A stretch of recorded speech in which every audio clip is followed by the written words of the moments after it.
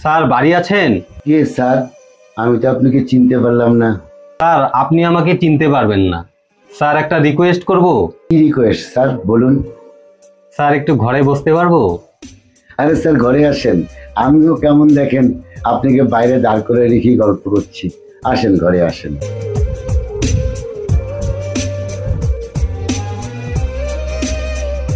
Sir এক glass জল হবে?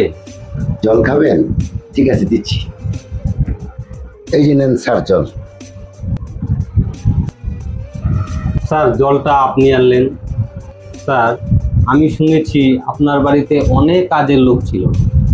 স্যার আমি শুনেছি আপনার অনেক বড় বিজনেস ছিল এবং আপনি টিউশনিও পড়াতেন, অনেক স্টুডেন্ট আপনার ছিল।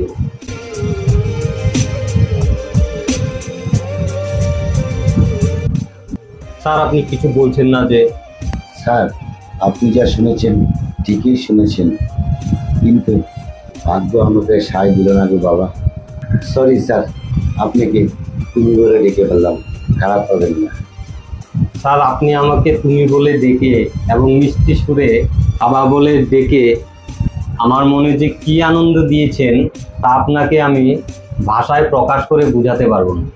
স্যার আপনার তো আগে অনেক বড় বিজনেস ছিল এবং অনেক ছাত্রকে আপনি টিউশনি পড়াতেন, তা আপনার এমন অবস্থা হলো কি করে?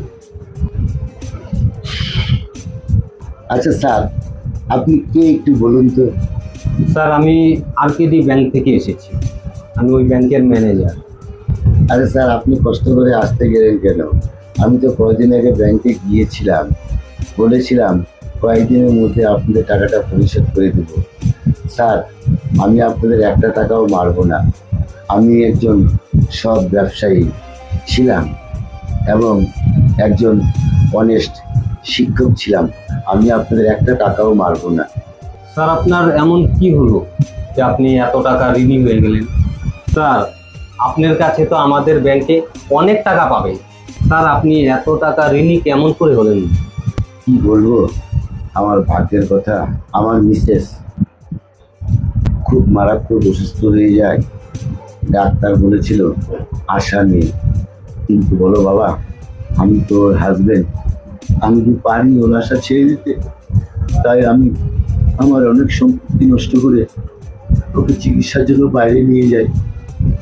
তোমার কাকিমাকে ওখান থেকে সুস্থ করে নিয়ে এসেছি বাড়িতে ঠিকই, কিন্তু ব্যবসা দেখাশোনার জন্য একজন খুব একজন খুব সৎ ছেলেকে রেখেছিলাম, কিন্তু আমার অবর্তমানে ও আমার ব্যবসা থেকে অনেক টাকা নয়ছয় করে ফেলেছে।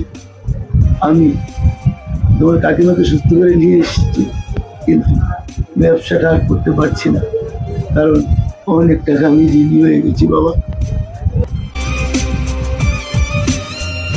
তবে স্যার আপনি ভাববেন না, আপনি 1 মাসের মধ্যে আমি আপনার ব্যাংকের টাকা সব মিটিয়ে দিই।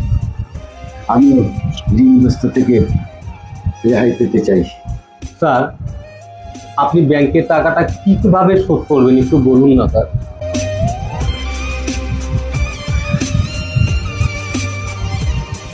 ভাবছি এই বাড়িটা বিক্রি করে ব্যাংকের ঋণটা মিটিয়ে দিব। স্যার আপনি বাড়িটা বিক্রি করে কাকিমাকে নিয়ে আপনি কোথায় থাকবেন স্যার? দেখো আমরা বুড়ো মানুষ, কোথাও না কোথাও থেকে যেতে পারবো।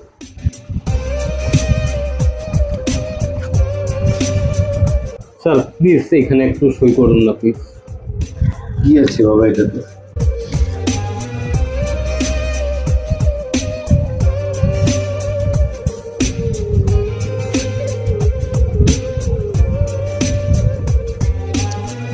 বাবা এখানে তো লেখা আছে লোনটা মুকুব করার জন্য, কিন্তু আমি তো লোনটা মুকুব করতে চাচ্ছি না, আমি তো টাকাটা দিব। আর এখানে 10 লক্ষ টাকার চেকটা কিসের বাবা? স্যার আপনি গৌতম দেবনাথকে চিনতেন? হ্যাঁ আমি তো গৌতম দেবকে চিনতাম, খুব ভালো ছেলে ছিল জানো, খুব পড়াশোনায় খুব ভালো ছিল। ছেলেটা যদি একটা ভালো চাকরি পেত আমি শুনলেও খুব খুশি হতাম। আচ্ছা স্যার আপনি গৌতম দেবনাথকে দেখলে কি চিনতে পারবেন? দেখো ঠিক বলতে পারছি না, আগের মতো তো চোখেও দেখি না, চোখটা অপারেশন করাতে লাগে। স্যার আমি আপনার সেই গৌতম দেবনাথ। স্যার আপনি আমাকে 10 বছর পড়িয়েছেন, কোনোদিন একটি পয়সাও আপনি নেননি, কারণ আমার পয়সা দেওয়ার মতো ক্ষমতা ছিল না। এছাড়া বই, খাতা, কলম আরও অনেক কিছু দিয়ে সাহায্য করেছেন আপনি আমাকে। দূর পাগল ছেলে কোথাকার, আমি তো একজন শিক্ষক, এটা তো আমার কর্তব্য বলো। আজকে আমার সফলতার পিছনে একমাত্র আপনি স্যার। প্লিজ স্যার আপনি ফর্মটাতে একটু সই করে দিন না প্লিজ। আমি আপনাকে অনুরোধ করে বলছি স্যার, প্লিজ আপনি এটাকে একটু সই করুন ফর্মটাতে। আমি জানি স্যার, পিতা মাতা ও শিক্ষক শিক্ষিকার ঋণ কখনো শোধ করা যায় না। শিক্ষক শিক্ষিকা, মা বাবার পরেই এই মানুষগুলো আমাদের হাঁটতে শিখান সঠিক পথে। না, ওদের সাথে আমাদের কোনো রক্তের সম্পর্ক থাকে না, তবুও আমরা জীবনে কোনো সাফল্য অর্জন করলে ওদের চোখ জলে ভরে ওঠে। শিক্ষক শিক্ষিকা, মা বাবার পরে ওরাই আমাদের সৃষ্টিকর্তার দেওয়া সেরা উপহার। আমাদের রামকৃষ্ণ দেবনাথ চ্যানেল থেকে পৃথিবীর সমস্ত শিক্ষক ও শিক্ষিকাদের জানাই শুভ শিক্ষক দিবস।